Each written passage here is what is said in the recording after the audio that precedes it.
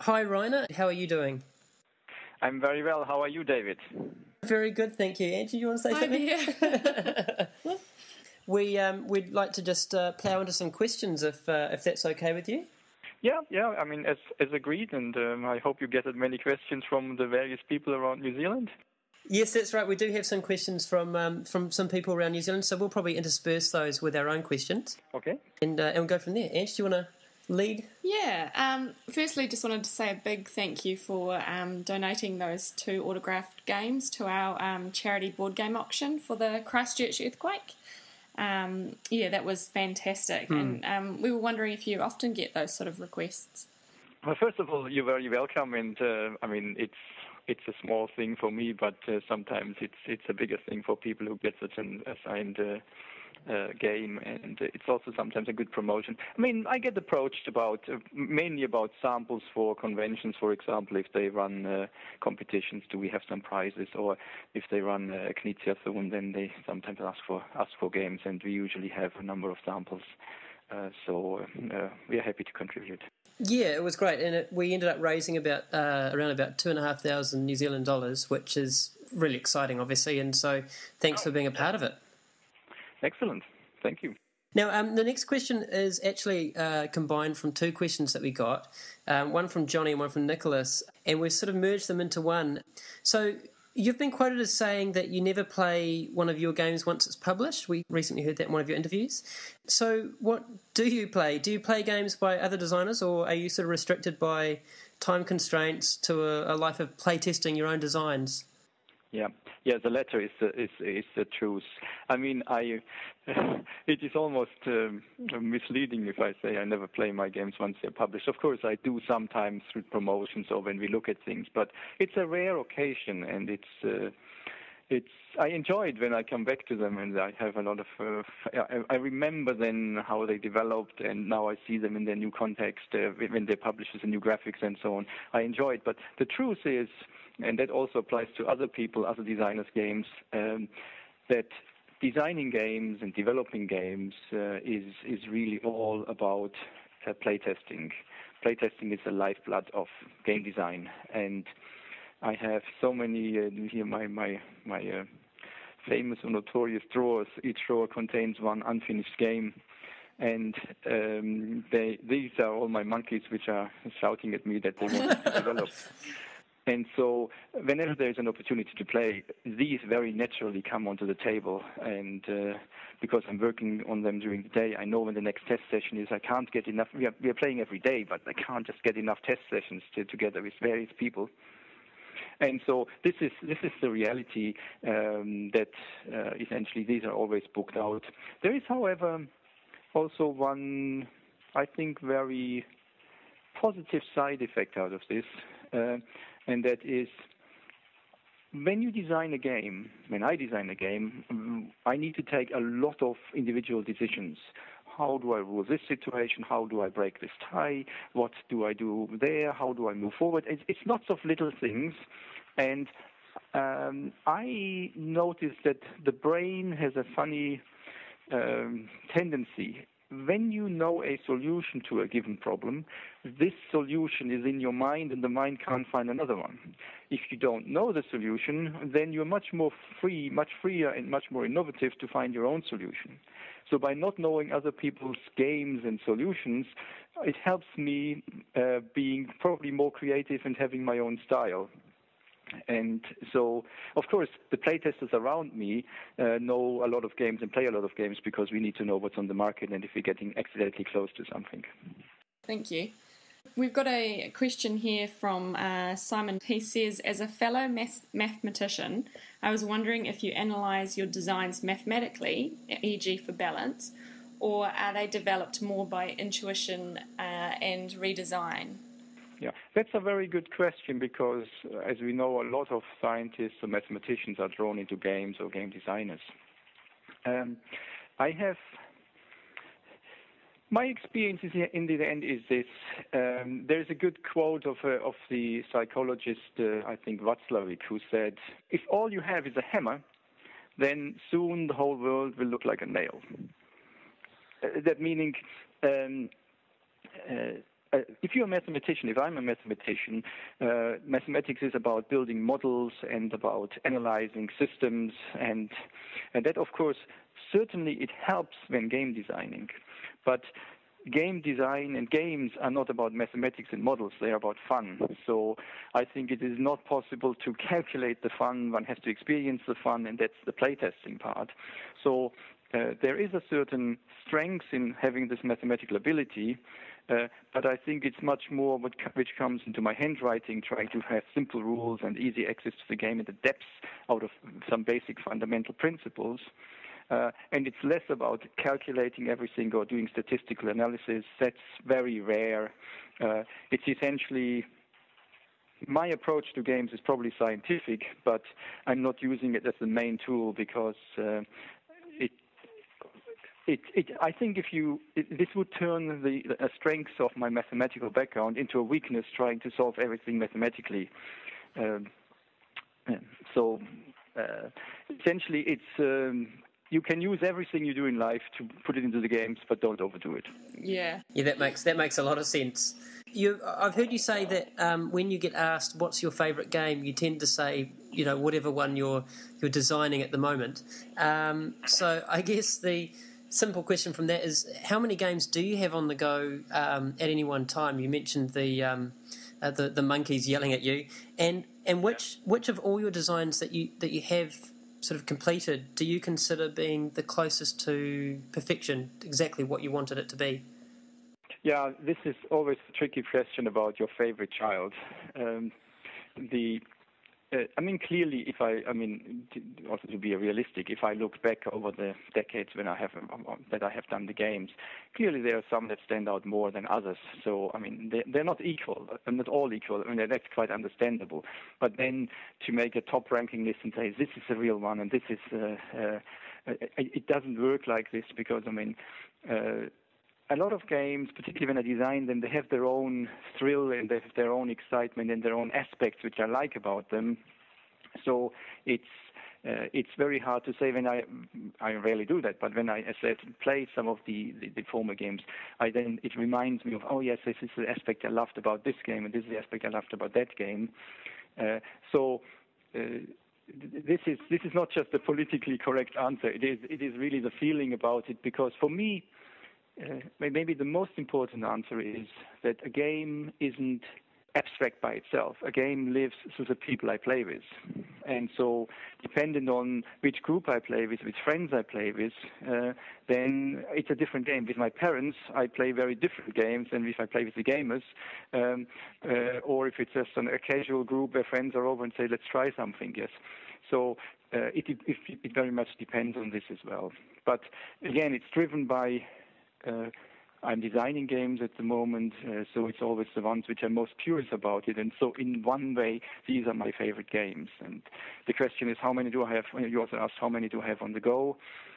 Well, I used to have my 30 drawers. In the meantime, there are 60 drawers here in the studio, and each of them, so a few of them are empty, which I'm proud of. I don't want them to have all filled, but there are lots of games there. Of course, no sane person can work on 50 or 60 designs at the same time.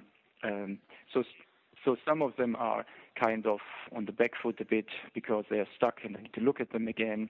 But because we play every day and it's different groups and they want to try out different things with different player numbers, there's always a half a dozen which are really intensively on the go from a day-to-day basis. And then one will be finished and another one will come in and another one gets stuck. And so this is how much one can, so to speak, work on during the week, I think.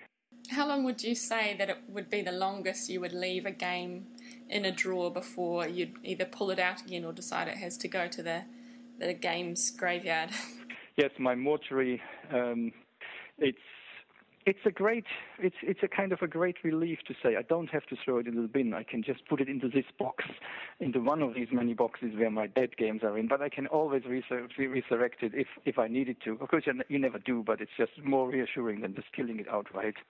It very much depends. I mean, if I have time, I sometimes go back into some which I have taken out of the drawers, but into a separate section, and they sometimes go back into the 90s.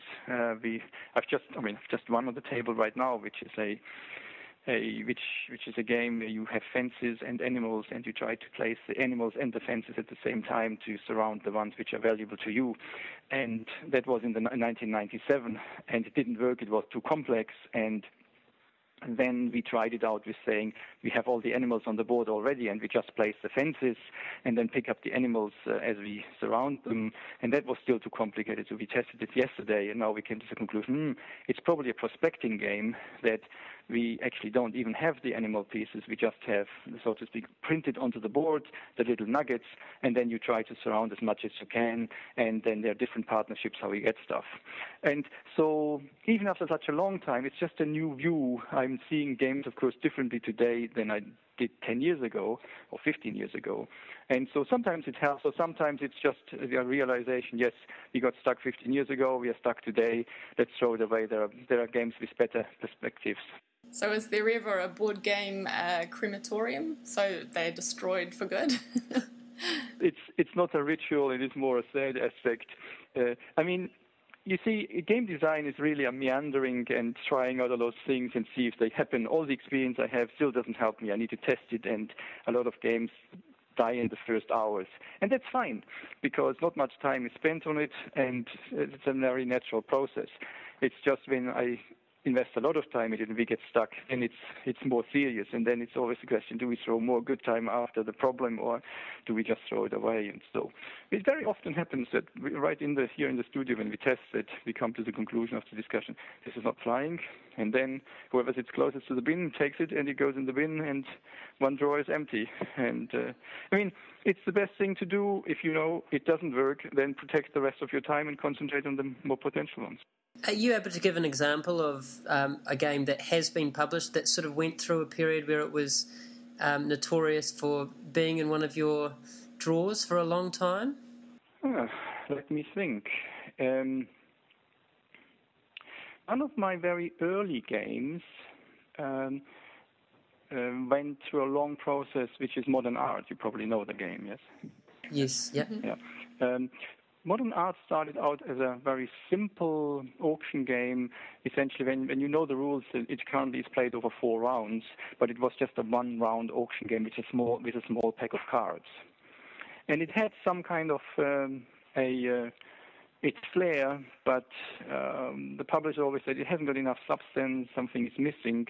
So it was meandering around for a few years until I gave it to Hans im Glück, and at that time I was living in Munich, and Hans im Glück is in Munich, and so we looked at it, and the suggestion, can't we actually make a bigger game out of it by repeating the rounds, was thrown into the discussions, and that revived the game, because then, of course, you don't play them independently, but you have a build-up from round to round where these artists who have scored last round then can score even more next round, but of course they have less cards available because they're already out.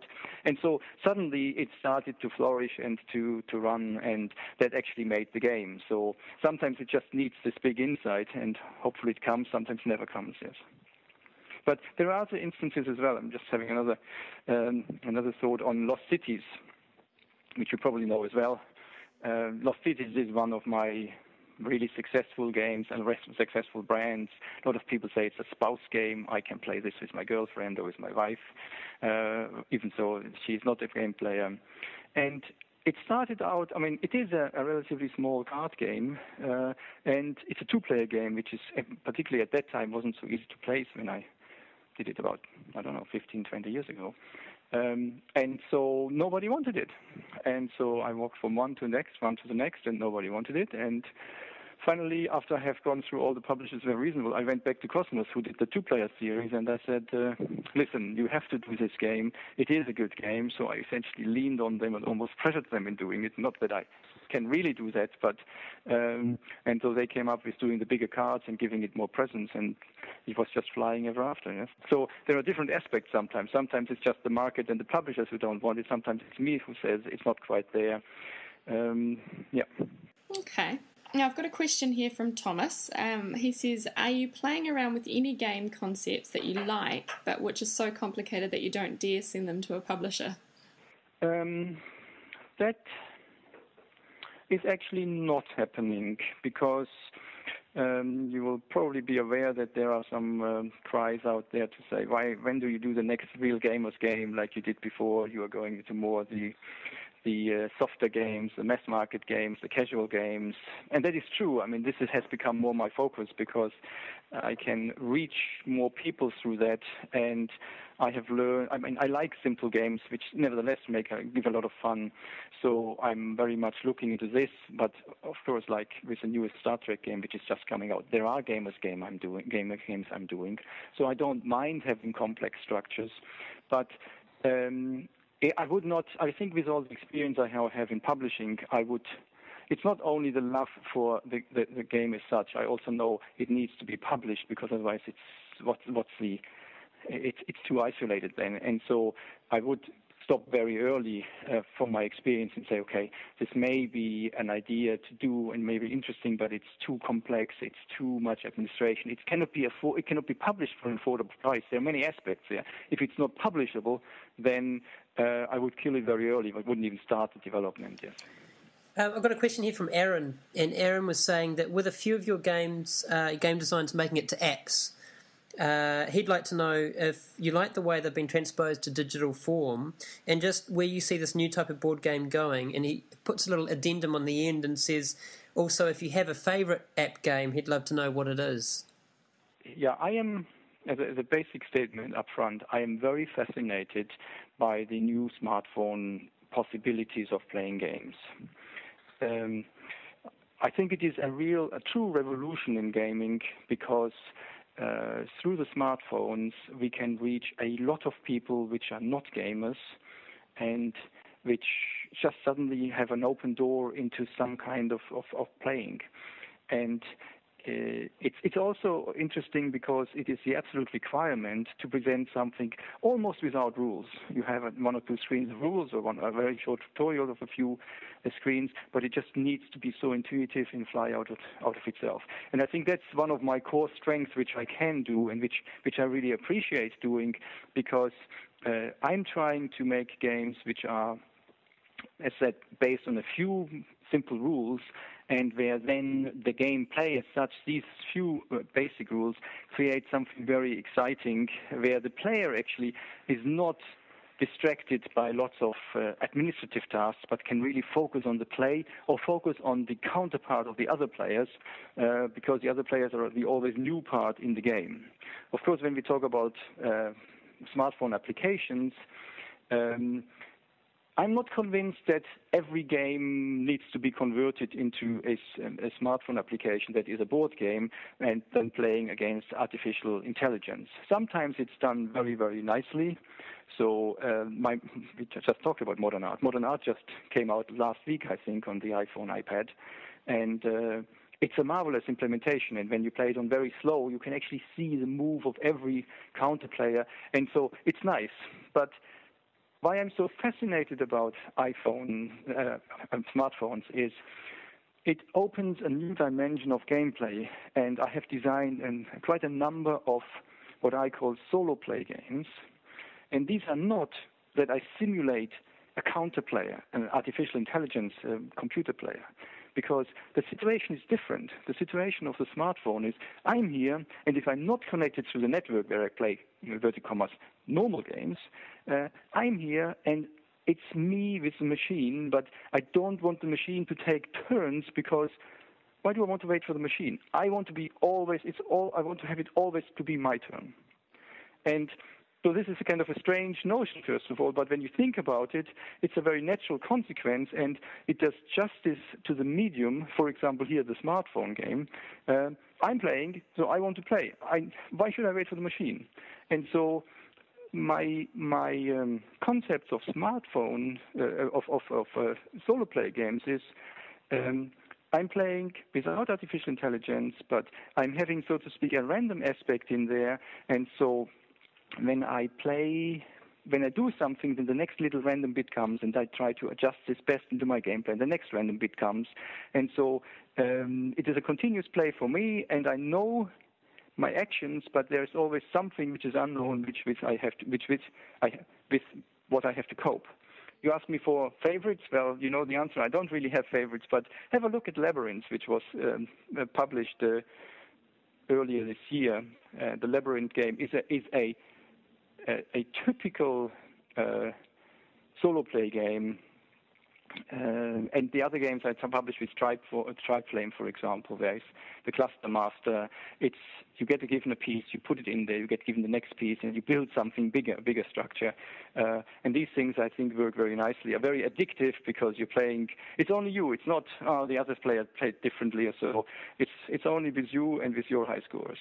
So I'm very fascinated about it, and I've actually spent quite a lot of time on this new dimension and new outlets to get really a new game dimension going. Do you play a few of the apps yourself?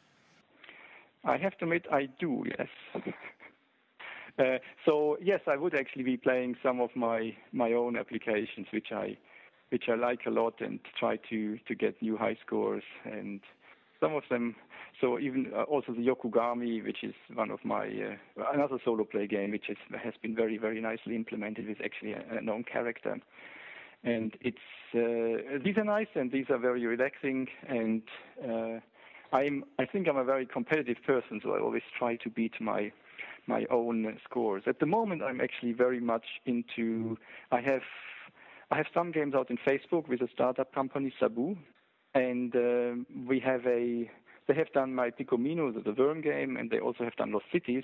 But the latest one they brought out is a new one which isn't published anywhere else yet, which I've done specifically for that, and it's called Poseidon's Realm. And it's a little bit of a speed game, which I usually don't like because I try to play in my own time and a bit more relaxed. But this has grabbed me, so I'm wasting a lot of time on playing this while I should be developing other games. And my high score is now 216,000 and beat that. We'll do our best. Now, 2008, if we can go back to then, must have been a very memorable year for you, winning the Spiel des Jahres for Celtis and also the Kinderspiel des Jahres for, who was it? The two games are so different, which was something that really struck us. One being a set collection card game and the other being a treasure hunting game with electronic components. Yep. So, firstly, how do you find inspiration for such differing game concepts? And secondly, where do awards rank in your view of design achievements? First of all, about the inspiration. When I, about 15 years ago, decided to become a full-time game designer, before I worked as a board member of a big bank, and that was a very challenging and very exciting job as well. I told myself, I certainly don't want to become a specialist in one little area and dig deeper and deeper and deeper, but I want to explore all the different areas. So it was quite clear that it's still up to today, I'm always fascinated, as I said, the smartphones. When something new comes up and you can put ultraviolet light into games, it's always something new. And the opportunity to do something with these hybrid games, so having an electronic unit integrated into the game, that was a great challenge because it suddenly forces you to rethink, as we just discussed for smartphones, to rethink how do we play. So where VAS, for example, is a fully cooperative game, and there will actually be an English version this year, so you will be able to finally play. And it's a fully cooperative game, as you know, and so suddenly you have to have a different approach. The counter player comes from the electronic unit, and essentially it comes down to my experience that game design is not a science where you go through various points. It's actually an art. So I don't have a fixed methodology to say I do this step first. I try not to start at the same end or the same starting point all the time and trample along the same path, because then you don't really get something innovative, because you always come out at the same end. And so by having new aspects like the hybrid games, it just gives myself again a new opportunity to forces myself to rethink and come up with something new and innovative. And I think these hybrid games like Vervaso, who has done it, is really fascinating for the people, and that's the big success of the game, because it catches the youth with the electronics, but it catches the family with this experience of we are all playing together. So we can even help a very young person playing there, because we don't have to play against him or her to win. We need to integrate him or her into the group, and it just has a lot of very good aspects. And so Germany is a very big games market, as you know. It was the best-selling game in 2008, and it was the best-selling game in 2009 of all the games, as a whole, not of just children's games. And last year it was still number 2 in the German market, so it's a huge seller, and it reaches lots of people and brings lots of fun to lots of people. So with respect to answer the second part of your question, with respect to awards, of course, everybody likes to get awards, and I'm no different here. So it's nice to get awards, but I've also learned that I have to go my way and do the games. I'm a perfectionist, and I need to be able to judge my game when I publish it and say, yes, that's right. I don't think you can design to win awards. I think you just bend yourself to be something for somebody else which you aren't. And if other people like it and you win the award, and there's a lot of luck involved as well, then it's fine. And sometimes you win them and sometimes you lose them. And it's just an opportunity. I think awards, in principle, it's not so much about who wins them or which game wins them. It's more about they are a great opportunity to highlight the culture of games and bring games closer to the general public, because it's an item which is picked up by the news, and that's the big contribution of awards. And if I win them, even better. Yeah, absolutely. I've got a question from Frank. It's a little bit of a cheeky one, but he says, do you have any plans on designing a 4X style game? So that's, the explore, expand, exploit and exterminate style games that sort of came out in computers probably back in the 90s originally, I think. Do you plan on designing a 4X style game in the future? And this is the cheeky part. And if so, would you consider basing it on the history of New Zealand? Well, I can avoid the tricky second question, because unfortunately the answer to the first question is no, I'm not planning to do this. There are limitations. I mean, I'm an independent designer. I have a number of people around me who are my playtesters and my programmer and so on, so they give a lot of creative input, and we're a very good team who has been together a long time. But we're a small creative team. If you make really these big Xbox or blockbuster applications or software games, it needs a very different setting. You cannot just sit down and write up a specification as I can do it for smartphone games. It needs really the in-house involvement with Electronic Arts or whoever is the publishing house.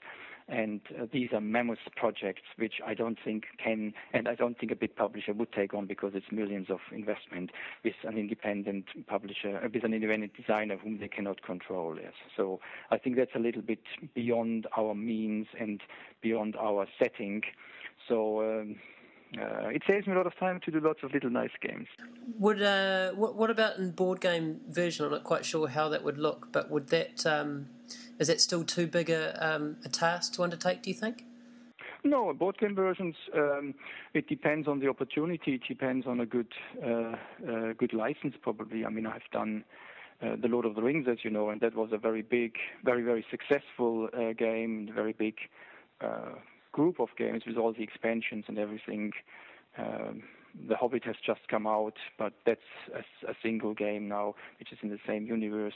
And we'll see how the Star Trek game goes. The base game is out there. I'm not allowed to say that we are potentially looking at an expansion there. I haven't said that. But it's natural, yes. And so it also depends on the success of a game. Sometimes you don't define it, but it just is the inevitable which you lead, and when the success comes, then you build on the success, yes. So you touched on the Lord of the Rings and the Hobbit, and obviously that's quite close to our hearts, being from New Zealand. We have a bit of a Lord of the Rings reputation, as I'm sure you're aware, courtesy of the films. Firstly, have you seen the films, and would you ever be interested in visiting Middle-earth? Well, Yes, of course, I have seen the films. They were a big inspiration for me, and I had pre-knowledge about the movies because John Howe, the art director of the movie, was actually our illustrator as well, and so he gave us a lot of insight and a few secrets what's going on in the movies, which was very interesting, and which was very helpful for designing the games. And yes, I have actually never been to New Zealand, so. I hear lots of great things about New Zealand. It would be nice to visit and see it, but yes, it's a long journey, and we'll see. Yeah, you will have to come someday. We actually one of our regular gaming haunts is the town where Hobbiton was filmed, so it's actually nicknamed Hobbiton. Oh, exciting! It's a small gaming community here, but it is slowly growing and small but passionate. Yeah, very very passionate. And I'm sure you'd have a lot of spare bedrooms being offered up. Yeah, that would be very interesting to do. So we'll see when it happens. Thank you very, very much. It's been a fantastic opportunity, especially for Kiwi gamers who wouldn't normally be able to ask questions of yourself, to be able to do that through us. So that's been a real privilege. Thank you very much for your interest. Keep up playing, and it's brilliant. And also thank you for all your contributions to the world of games. No problem at all, and all the best with those monkeys. Thank you very much.